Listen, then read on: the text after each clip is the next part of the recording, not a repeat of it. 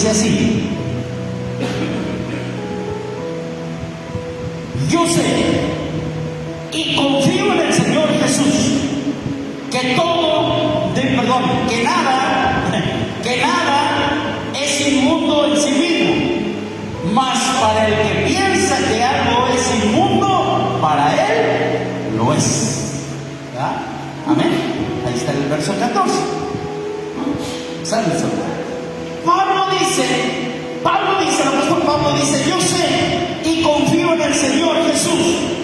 ¿Verdad? Yo sé, pero no dice yo te lo voy a decir porque a mí se me ocurrió. No, yo sé y confío. Además añade: confío en el Señor Jesús.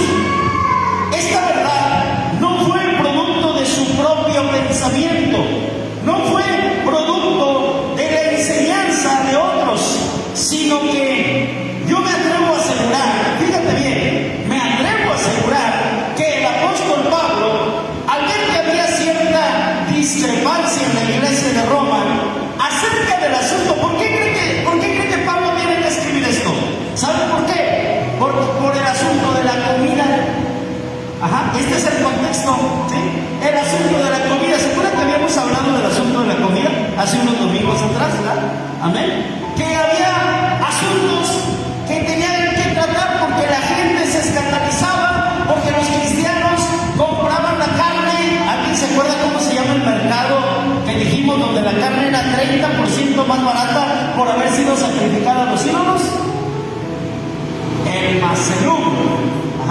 El Maselum, así se llamaba ese mercado de carne, y la carne era 30% más barata, así que la gente decía: bueno, pues nada más tengo 200 pesos, y si compro en la chiripa vale 200 el kilo, pero si lo compro en el Maselum vale 170, pues entonces lo compro en el Maselum. ¿Sí? Y entonces la gente se escandalizaba, y entonces Pablo se ve obligado a hablarles de esto que hoy vamos a ver, ¿sí? Por eso, ¿cómo se llama el tema? Más que una comida. Más que una comida. Muy bien. Así que, amado hermano, cuando vio Pablo esta discrepancia en la iglesia de Roma, pidió, yo me atrevo a decir, pidió dirección y sabiduría al Señor.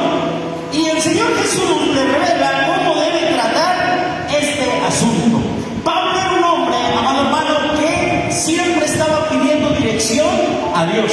Amén. En Gálatas, capítulo 1, versículo 12, dice de la siguiente manera. Gálatas 1:12.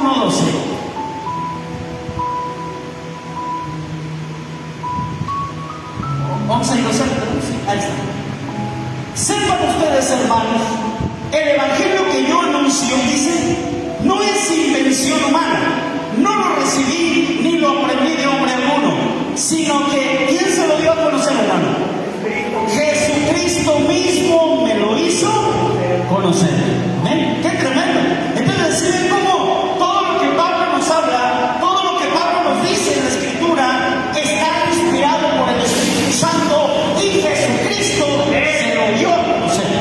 ¡Qué tremendo! O sea, no estamos hablando de un hombre o de un apóstol que nos habla de lo que a él se le ocurre, no, sino de lo que Jesucristo le dio a conocer, mis hermanos.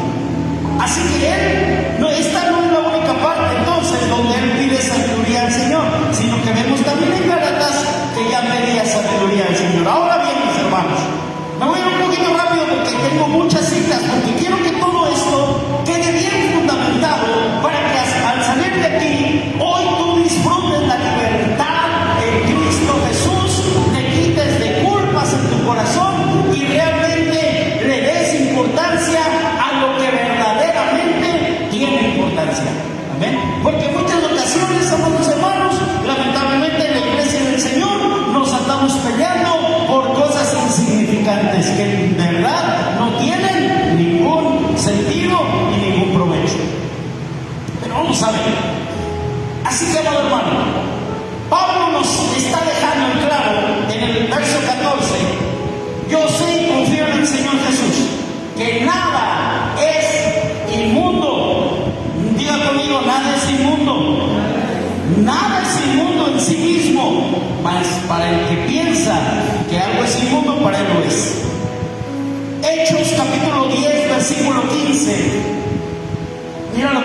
la palabra. Hechos 10:15.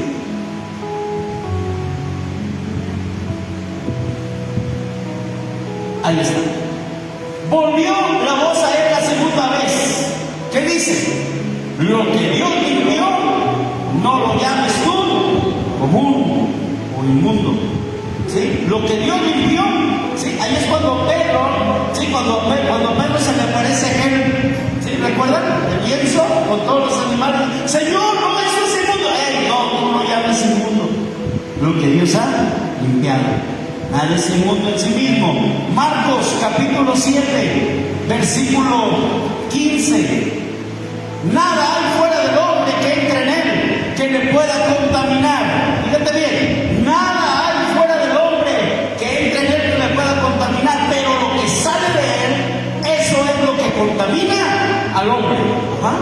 Nada hay que entre en ti que le pueda contaminar, pero lo que sí sale de ti, ¿qué sale de ti? Esas palabras ofensivas, eso sí te contamina.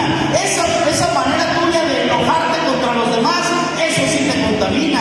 Esas formas tuyas y mías de hacer las cosas que no agradan al Señor, eso sí nos contamina.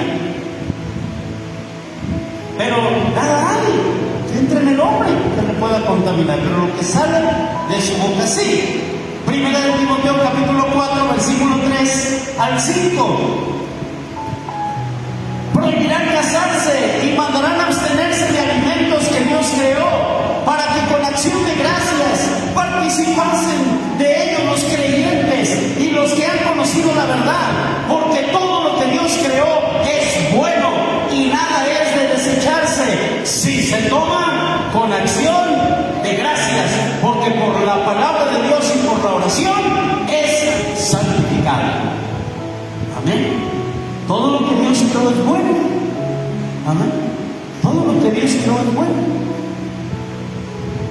Y Tito 1:15 dice de la siguiente manera: todas las cosas son puras para los puros, mas para los corrompidos e incrédulos nada les es puro, pues hasta su mente y su conciencia están corrompidos. Qué tremendo, hermano. Así que estos 4 textos que hemos citado hablan también de que todo es puro, todo, no hay nada inmundo en sí mismo. Por eso lo que Dios hizo es bueno, por eso todo lo que Dios ha creado es bueno. Si lo tomas, dice la palabra, con acción de gracias. ¿Cuántos hacen acción de gracias antes de tomar los alimentos? Levanten su mano. Amén. Hacemos acción de gracias. ¿Por qué? Porque reconocemos que el alimento que Dios ha puesto sobre nuestra mesa es bueno. Porque reconocemos que lo que vamos a comer es bueno. Porque Dios lo creó. Ese bistecito de res que te vas a comer, que te comes en la semana, Dios lo creó. Es bueno. Es bueno. Gloria sea el nombre de Dios. Pero si alguno piensa, si alguno piensa que algo es malo, pues entonces lo es para él. Ajá. Mira cómo dice, para él. No es que sea malo, es que la persona que piensa que es malo, pues entonces ahí sí, es malo. El comentario de John MacArthur acerca de este verso es muy interesante. Mira lo que dice: si un creyente se convence de que cierta conducta es pecado, así su dictamen sea erróneo, nunca debe practicarla, nunca debe practicarlo. Si lo hace, violará su propia conciencia y experimentará culpa. O sea, si tú estás convencido de que algo está mal, por favor, no lo hagas. A lo mejor para mí no es malo. A lo mejor para mí no es malo. Pero si yo sé, que esto se trata de esto, si yo sé que para ti es malo, ¿qué crees? Yo no lo voy a hacer por causa tuya, porque te amo, aunque yo no considere que sea malo. ¿Estás de acuerdo? Ajá, de eso se trata eso. Esto es el amor, esto es el amor. Aunque yo no considere que algo sea malo, si para ti es malo, me abstengo de hacerlo porque te amo en Cristo Jesús. Gloria a Dios. Igual tú, si tú consideras que algo no es malo, pero tú sabes que yo pienso que sí, no lo vas a hacer porque me amas, se dice. Y dices, no, se va a ofender mi hermano, entonces no lo voy a hacer. Esto es lo que nos está diciendo la Escritura, y ahorita nos va a decir más adelante. Así que el llamado a la Escritura, hermano, en esta tarde, es a respetar el hecho de que nuestro hermano puede tener su propio concepto de algo o alguna práctica, y pues así será para él, y nosotros tenemos que respetar, porque tiene su propia conciencia, y así como yo tengo mi propia conciencia, y cada uno de nosotros. El versículo 15 y el versículo 16 nos van a explicar lo siguiente: el amor está por encima de la comida. Amén. El amor está por encima de la comida. Dice el verso 15: pero si por causa de la comida tu hermano es contristado, ya no andas conforme al amor. No hagas que por la comida tuya se pierda aquel porque en Cristo murió. ¡Wow! ¡Qué tremendo!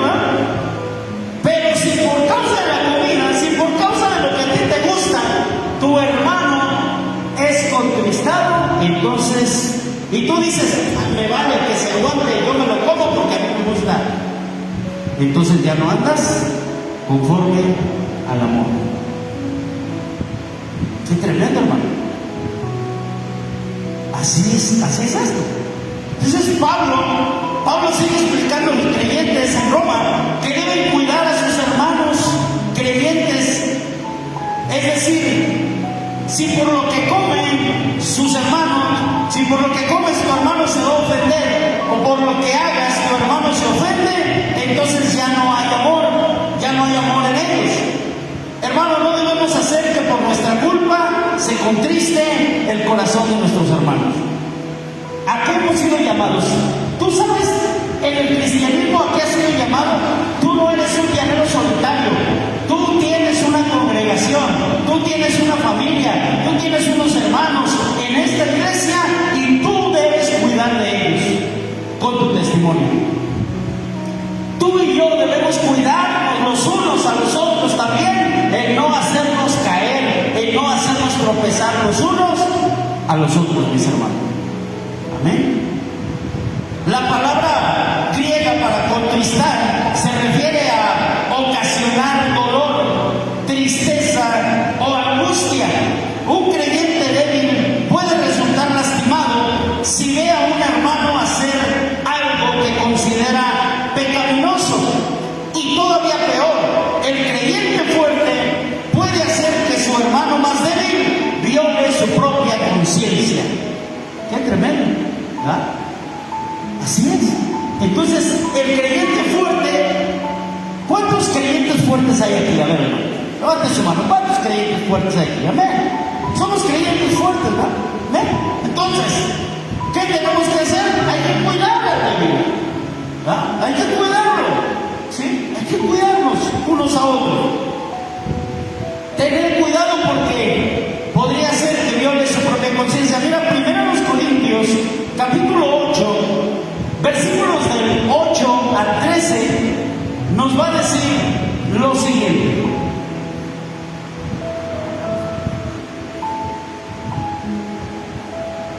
Primero los Corintios, capítulo 8, versos 8 al 13 dice así: si bien la comida no nos hace más aceptos ante Dios, ¿sí? La comida no nos hace más aceptos ante Dios, pues ni porque comamos seremos más, ni porque no comamos seremos menos. Pero mirad entonces que esta libertad nuestra no venga a ser tropezadero para los débiles. Porque si alguno te ve a ti que tienes conocimiento sentado a la mesa en un lugar de ídolos, ¿a qué se está refiriendo ahí, hermano? Sentado a la mesa en un lugar de ídolos, diga conmigo el Macelón. Ir a comprar la carne. No olvides que los contextos son bien importantes, porque por eso se tergiversa la Biblia, porque no se considera el contexto. Está hablando de ir a comprar la carne más barata, nada más, ¿sí? Entonces por eso dice. Si te ve a ti sentado a la mesa en un lugar de ídolos, la conciencia de que es débil no será estimulada a comer de lo sacrificado a los ídolos, y por el conocimiento tuyo se perderá el hermano débil porque Cristo murió. De esta manera pues, pecando contra los hermanos, seguiendo su débil conciencia, contra Cristo pecas. Ahí sí, pecas contra tu hermano si haces lo que él considera que no está bien, ya no andas en el amor. Por lo cual, si la comida le es a mi hermano ocasión de caer, no comeré carne jamás, dice, para no poner tropiezo a mi hermano. Qué tremendo.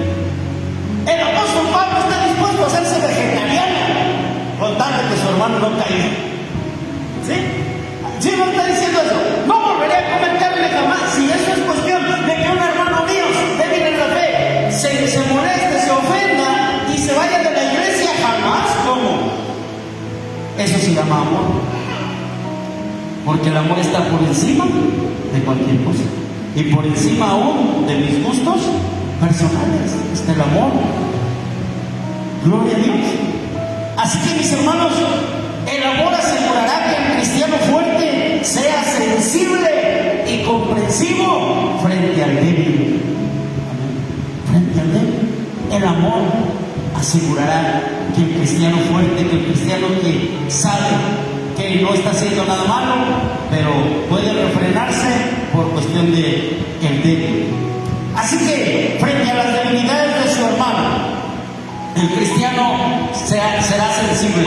Así que esto se trata de cuidar a los que van empezando en el Evangelio, pero también tener el entendimiento para dejar de ser débiles en la fe.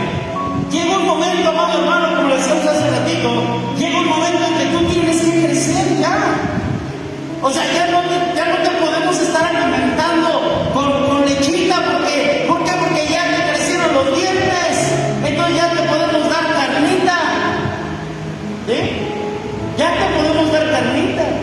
Ahora, si tú ya tienes 30 o 40 años en el Evangelio, no me puedes salir con que eres débil en la fe. No, ya, hermano. ¿No? ¿Sí o no? Digo, tienes un añito en el Evangelio, todavía hasta 2 añitos, bueno, está bien, te vamos llevando, o sea, no pasa nada, discipulándote, enseñándote, apoyándote, ayudándote, vamos para adelante. Pero si ya tienes 20, 30, 40 años en el Evangelio, tú ya no te puedes tambalear con cualquier cosa, hermano, ya no. Ya tienes que ser fuerte en la fe. Esta iglesia tiene que ser una iglesia madura en la fe, hermano. No nos andamos peleando por cualquier tontería. Hay que ver lo que realmente es salvífico. Hay que ver lo que realmente es primario, y lo que es secundario hay que dejarlo a un lado. Entonces Pablo quería que la iglesia de Roma fuera una iglesia fuerte, una iglesia con cristianos fuertes, bien fundamentados. Gloria sea al Señor. Así que se trata de cuidar a los que van empezando en el Evangelio y también tener el entendimiento, ¿verdad? Para pasar a ser cristianos fuertes en la fe, sin convertir, escucha bien lo que te voy a decir, sin convertir la libertad en libertinaje. Porque esto es otro asunto, ¿sí o no? ¿Verdad? Porque hoy, hermano, ten cuidado, se ha levantado una falsa doctrina llamada de la hipergracia. La doctrina de la hipergracia. Esa doctrina dice que hagas lo que hagas, te portes como te portes, hagas lo que se te dé tu reverenda gana, entonces de todas maneras tú eres salvo, porque Cristo ya te salvó y Cristo ya pagó por ti, por tus pecados pasados, presentes y futuros. Vive como se te dé la gana, al cabo que Cristo ya te salvó. Y esa es una doctrina bien peligrosa, porque entonces no hay ningún cambio. No hay ningún cambio. Pero la palabra de Dios nos enseña otra cosa: cuidar nuestra salvación con temor y temor. La salvación no la dio Cristo, descansa en Cristo. Pero acuérdate, ¿qué dijo Santiago? Muéstrame tu fe por tus obras. ¿Verdad que sí? Entonces, las obras vienen después de la fe en Cristo Jesús. Primero es Jesús. En Gálatas capítulo 5, versículo 13, dice la palabra de Dios. Gálatas 5, 13.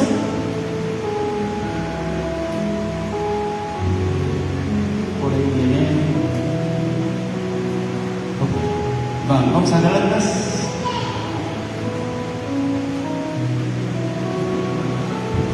Ahí está, gracias. Muy bien. Estamos en pruebas todavía, hermanos, tenemos paciencia. Pero ya siempre ya tuvimos cantos y todo, ¿verdad? Ya, ahí la llevamos, ¿verdad? Ahí vamos. Muy bien, Gálatas 5:13. Porque vosotros, ¿qué dice? Ayúdenme a leerlo. Porque vosotros, hermanos, a libertad fuisteis llamados, solamente que no usen la libertad como ocasión para la carne, sino servíos por amor los unos a los otros. A libertad fuiste llamado, ¿sí o no? ¿Cuántos son libres en Jesús? Amén. Pero no uses esa libertad para la carne. No, pues ya Dios me salvó. Ay, qué bueno que Cristo murió por mí. Yo ya le di mi vida. Pues ya, vuelvo a la iglesia al cabo que oye, te ven allá en aquellos lugares donde no te conviene andar. Oye, yo te vi en la iglesia. Así es que yo soy cristiano. Así es que yo soy cristiana. Sé que una vez iba saliendo un cristiano de un bar y lo encontró el pastor y le dijo: hermano, ¿qué anda haciendo por aquí? Ando buscando una tentación para vencerla, pastor. Ando buscando una tentación para vencerla. Caray. No, hermano, la libertad en Cristo no es para eso, no es permiso para pecar. Al contrario, tu libertad es para que digas: wow, en Cristo Jesús estoy pleno, en Cristo Jesús estoy completo, en Cristo Jesús tengo todo lo que necesito, el mundo no tiene nada que ofrecerme, yo estoy entero en Jesucristo. Dale un aplauso fuerte al Señor en esta hora. No necesito nada del mundo, yo estoy completo en Jesús. Así que, amados hermanos, la libertad no es libertinaje. Lo que nos enseña el verso 16 es muy interesante de Romanos 14, 16. No sea pues vituperado vuestro bien. Mis hermanos, la palabra vituperar es hablar mal, o que se hable mal de algo o de alguien. Cada vez que los no creyentes, fíjate bien, cada vez que los no creyentes ven a un cristiano fuerte abusar de su libertad en Cristo, abusar de su libertad en Cristo y hacer daño a un hermano más débil, llegan a la conclusión de que el cristianismo está lleno de personas que no tienen amor, y esto puede traer descrédito a la reputación de Dios. ¿Sí? Tremendo. Entonces, cada vez que la gente de afuera no ve que no nos amamos entre nosotros, o que no nos cuidamos, o que hablamos mal los unos de los otros, entonces, ¿qué dice la gente de afuera? Si ellos que dicen que van a la iglesia y están ahí unidos, hablan mal entre ellos y no se cuidan, no, pues para ser como ellos, mejor no. Y eso puede vituperar el nombre de Dios. ¿Sí? Que hablen de ti, de mí, que tiene, hermano, pero que hablen de Dios, no lo podemos permitir. ¿Estás de acuerdo? Del Señor nadie habla, ¿verdad? De mi Señor nadie va a hablar. No había Dios. Así es. No sé si recordará el hermano Salvador, pero hace a lo mejor un par de años o un año, me platicaba que fue a una iglesia, hermano, donde el pastor le estaba diciendo cosas de nuestro Señor, y el hermano todo salió molestísimo. ¿Cómo estás hablando de mi Señor Jesús? Estás hablando del Señor que dio su vida en la cruz del Calvario por mí. ¿Cómo te vas a poder estar refiriendo así a mi Señor Jesucristo?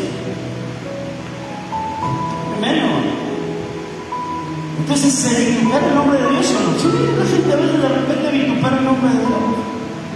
Y ya lo había dicho el apóstol Pablo en Romanos capítulo 2, versículo 24. Romanos 2, 24, mira. Porque como está escrito, el nombre de Dios es blasfemado entre los gentiles por causa de ustedes.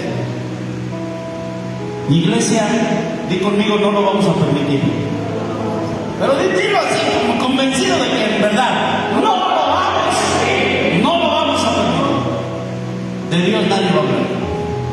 De nuestra cuenta corre dar buen testimonio que somos hijos de un Dios viviente. Y que el Señor ha cambiado nuestra vida y nuestro corazón. ¿Ven? Gloria a Dios. Así que dice el verso 16: no sea pues vituperado vuestro bien. Vuestro bien se refiere al ejercicio legítimo y correcto de la libertad cristiana por parte de cada creyente. Amén. Ese ejercicio, ese es tu bien, la libertad que Cristo te ha dado, la libertad en la cual puedes vivir ahora en Jesús. Amén.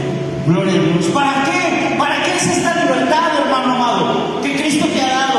Para que no andes cargando con culpas del pasado, para que no andes cargando con cosas, para que no sientas que el Señor no te ha perdonado, para que no andes teniendo que estar haciendo cosas judaizantes. El Señor te ha libertado de todas esas cosas, hermano.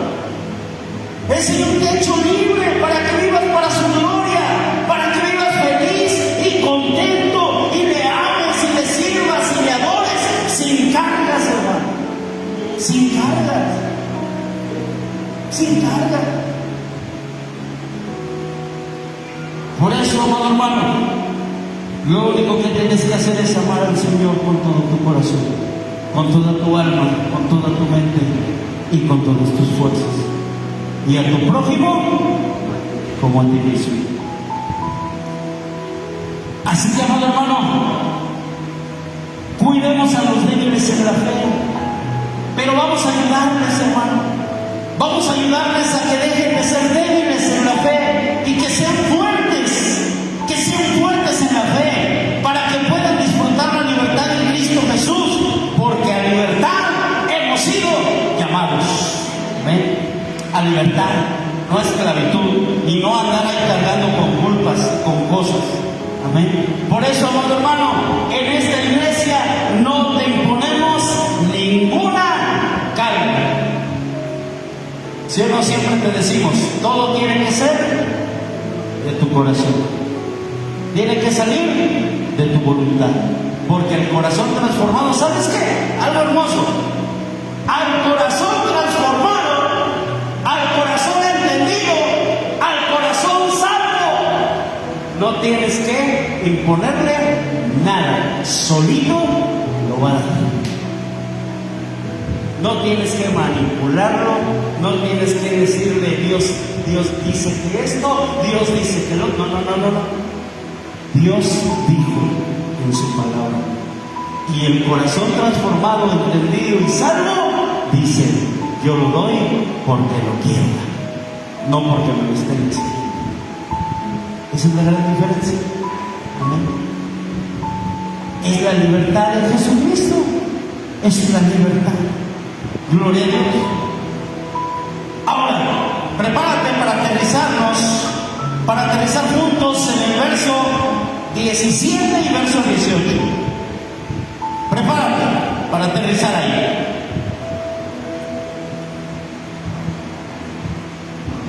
Porque el reino de Dios, diga conmigo, el reino de Dios. El reino de Dios no es comida ni bebida, sino justicia, paz y gozo en el Espíritu Santo. Amén. Gloria a Dios. No es comida, no es bebida, es justicia, paz y gozo en el Espíritu Santo. ¿Ves? Esto no se trata de comer, no se trata de beber, se trata de justicia, gozo y paz en el Espíritu Santo. Es eso.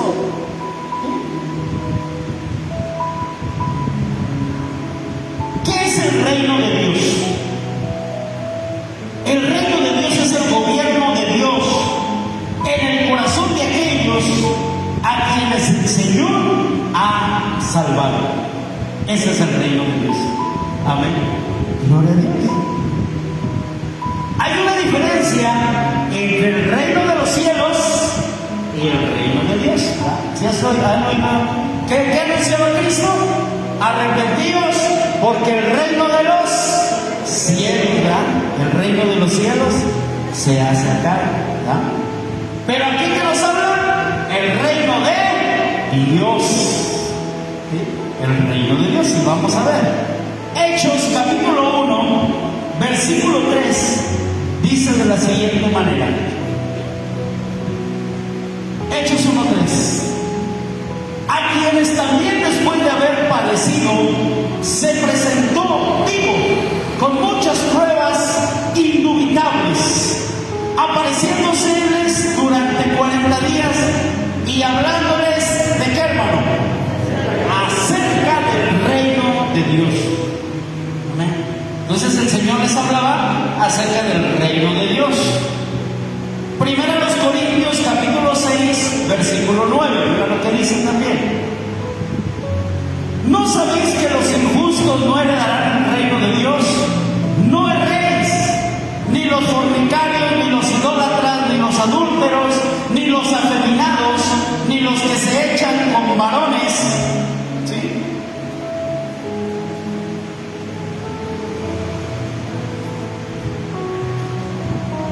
Ni los no, ¿verdad? Ni los ladrones, dice el 10, ni los ladrones, ni los ávaros, ni los borrachos, ni los maldicientes, ni los estafadores heredarán ¿qué? El reino de Dios. No dice el reino de los cielos, ¿verdad? No. Está hablando, estamos hablando de qué está hablando, el reino de Dios. Ahora mire el 11. Y esto erais algunos. Di conmigo, esto era yo antes, a lo mejor, ¿verdad? Antes, ¿sí o no? Dice, y esto eras, algunos de ustedes eran.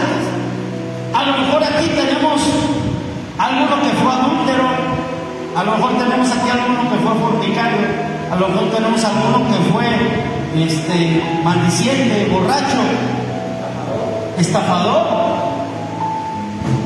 Pero ¿qué dice? ¿Sigue siendo? No, ¿verdad que no? Eras, diga conmigo, tiempo pasado. Eras. Alguno de ustedes esto era antes. ¿Antes de qué? Antes de que el gobierno de Dios, antes de que el reino de Dios se instalara en nuestros corazones, hermano. Antes de que el reino de Dios lo entendiera yo en mi mente, abriera el corazón y Cristo Jesús se metiera. Antes éramos todo eso. Verso 11. Esto eran algunos, pero ya no, dice, mas ya habéis sido lavados, ya habéis sido santificados, ya habéis sido justificados en el nombre del Señor Jesús y por el Espíritu de nuestro Dios. Vamos a poner al Señor por el Espíritu de nuestro Dios. Hemos sido lavados, limpiados, comprados con su sangre. Antes éramos todo eso, ya no.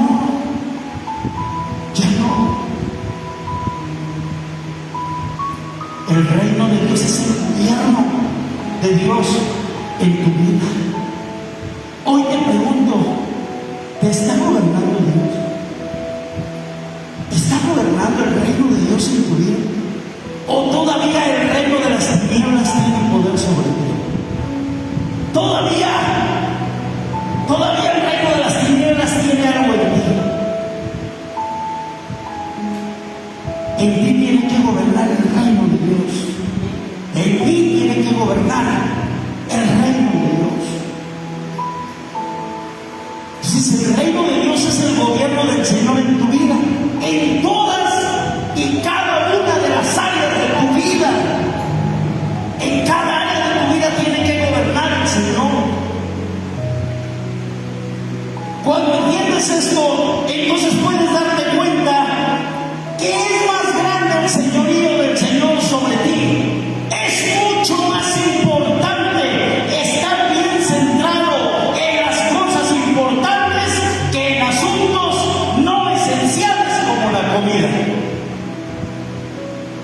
Cuando entiendes esto, dices, hombre,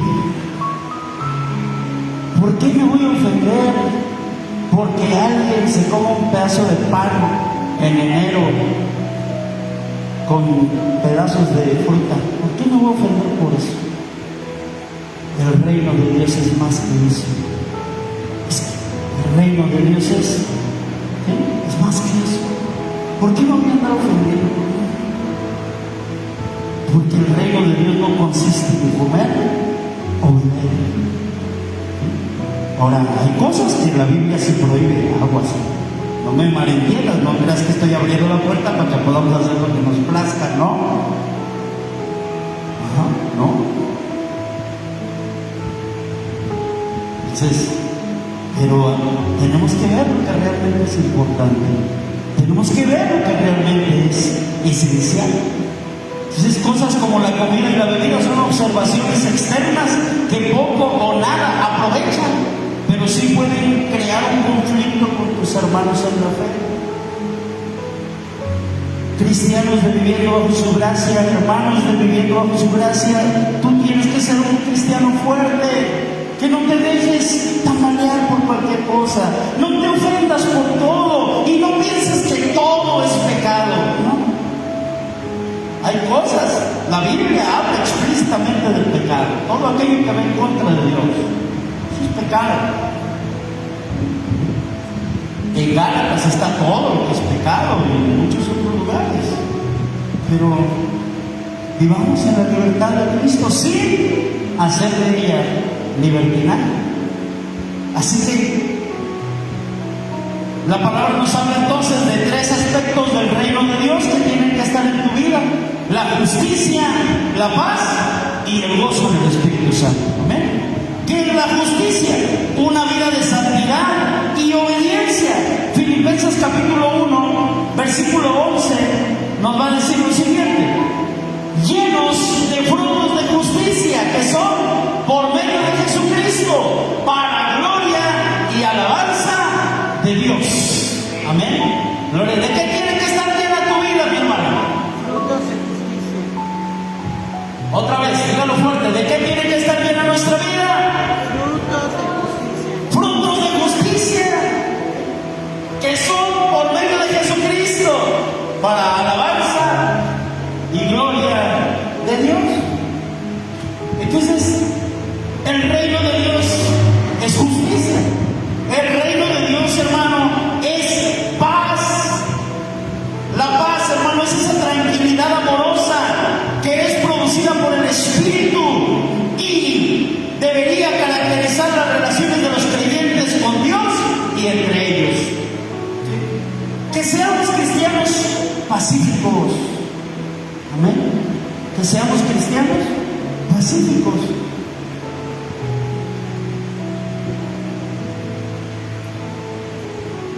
Jesucristo lo dijo: bienaventurados los pacificadores, porque ellos serán llamados, ¿qué?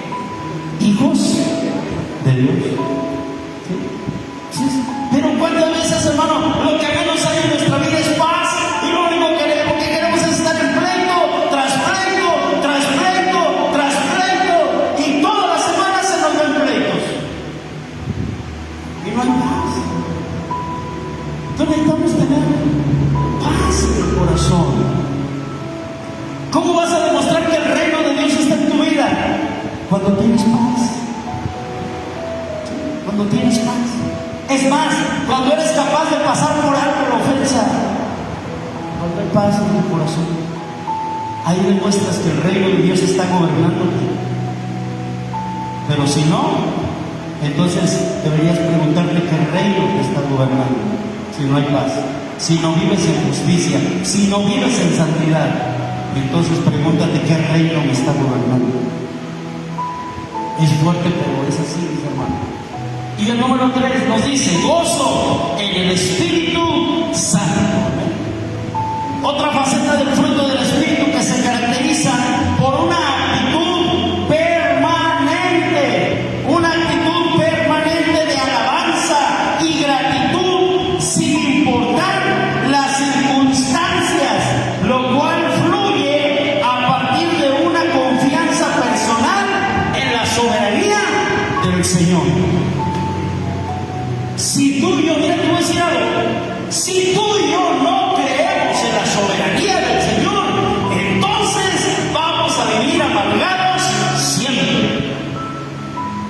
Porque siempre vamos a estarnos preguntando, ¿y por qué? ¿Por qué a mí? ¿Por qué a mí? ¿Por qué a mí? En lugar de decir, Dios, ¿para qué? ¿Para qué? ¿Qué quieres ajustar en mi vida, Señor? ¿Qué quieres ajustar en mi corazón? ¿Qué quieres? ¿Dónde quieres, Señor, tocar mi vida para que yo cambie? Para que yo entienda el camino. Entonces, no es preguntarnos, hermano, ¿por qué? Sino el ¿para qué Dios quiere hacer algo en nosotros? Primera de Tesalonicenses 1:6 dice así: y vosotros vinisteis a ser imitadores de nosotros y del Señor, recibiendo la palabra en medio de gran tribulación, con gozo del Espíritu Santo. Amén. Entonces, ¿cómo recibió la iglesia en Tesalónica la palabra? En medio de gran tribulación. No la recibió en un lecho de rosas, no la recibió en su mejor vida, en el aquí y en el ahora. ¿Verdad que no? ¿No? ¿Dónde la recibió? En medio de gran tribulación. Y por último, el verso 18. Con esto terminamos. Regresamos a Romanos 14. Y Romanos 14:18 termina diciéndonos: porque el que en esto sirve a Cristo, ayúdame a leerlo, porque el que en esto sirve a Cristo,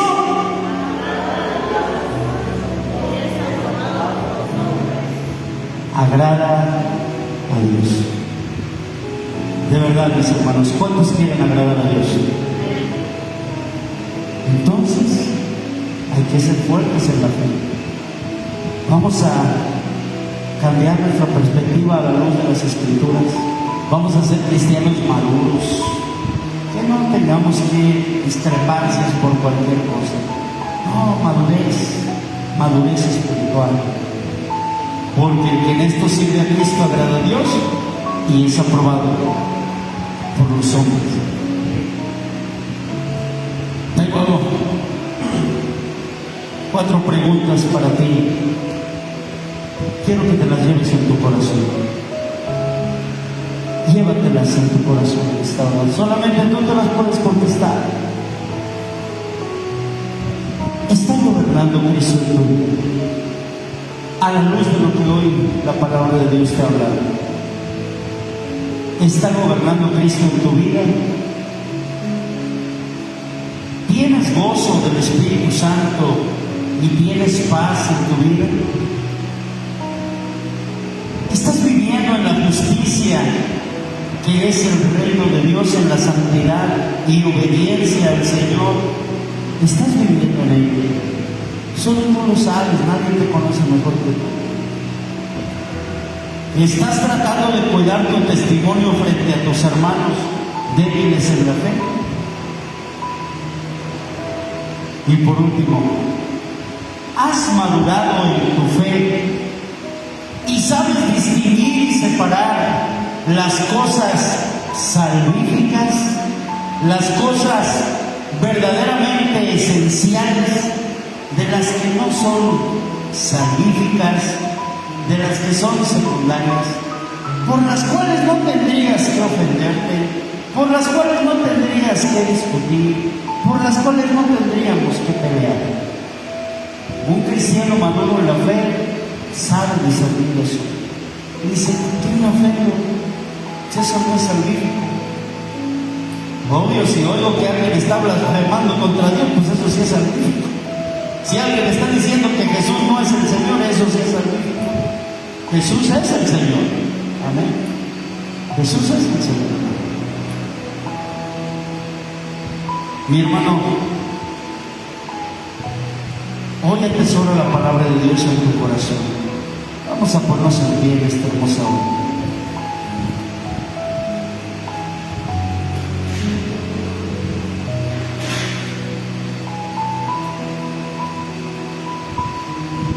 Yo quiero invitarte, si tú en esta hora te gustaría hablar con Dios, si en esta hora te gustaría, es más, ponerte cuentas con el Señor, Tal vez no has estado viviendo en justicia, en paz, en gozo del Espíritu Santo. Yo te invito a que pases aquí al frente y oremos juntos al Señor. Vamos a orar juntos al Señor. Si hoy Dios ha hablado a tu vida y a tu corazón y te gustaría el día de hoy decirle al Señor: Señor, yo quiero que tu reino gobierne mi vida, el reino de Dios. Yo te invito, si deseas hacerlo, puedes pasar aquí a este lugar y vamos a orar juntos al Señor. Yo necesito de Dios. Yo necesito de Dios. No tengas pena. No tengas pena, no tengas vergüenza. Aquí está el Señor y Él te está llamando. Hoy Él te llama, hoy Él te llama. Buscad a Jehová mientras pueda ser hallado. Buscad a Dios mientras pueda ser hallado. Habla con el Señor. Dile: Señor, yo reconozco que el reino de Dios. Dile: Señor, yo reconozco, soy sincero, que el reino de Dios no ha estado dirigiendo mi vida. Perdóname. Y hoy te doy mi vida y mi corazón, Señor. Y yo te pido que el reino de Dios, que es más que una comida, que es más que la bebida, es justicia, es gozo, es paz en el Espíritu Santo, gobierne mi vida y mi corazón. Señor, gracias. Gracias, Señor, porque sé que hoy has hablado a la vida y al corazón de tus hijos. Señor, toca corazones en esta tarde. Toca corazones, solo tú puedes hacerlo, Señor. Reconoce esas áreas de tu vida en las cuales el reino de Dios aún no gobierna. Y en esta hora del Señor, yo quiero tu reino en mi vida, Señor. Yo quiero el reino de Dios en mi vida. Señor, te damos gracias y te pedimos en esta hora por estas hermanas, Señor, que han pasado. Yo te ruego, Señor, que tú les ayudes, Padre. Que el reino de Dios, Señor, sea dirigiendo sus caminos. El reino de Dios sea dirigiendo sus pensamientos. Que el reino de Dios sea dirigiendo sus emociones, sus decisiones. La justicia, la paz y el gozo en el Espíritu Santo les dirija. Ayúdanos, Señor. Ayúdales, Padre. Cada una de mis hermanas, Señor, que han pasado, yo las pongo en tus manos. Y aquel a quien le estés hablando ahí en su lugar, Señor, toca su corazón. Espíritu Santo, toca el corazón. Solo tú puedes hacerlo. Yo solo puedo llegar a sus oídos, pero tú, Espíritu de Dios, puedes llegar hasta el corazón más duro. Puedes llegar hasta el corazón, Señor, más duro, Señor. Señor, toca corazones en esta tarde.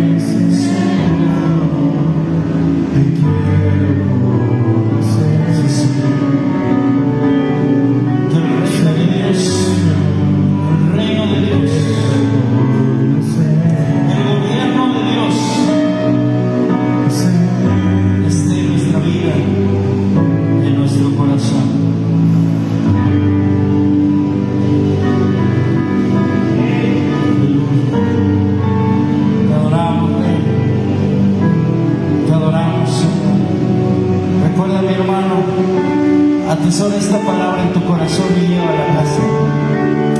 El reino de Dios. El reino de Dios.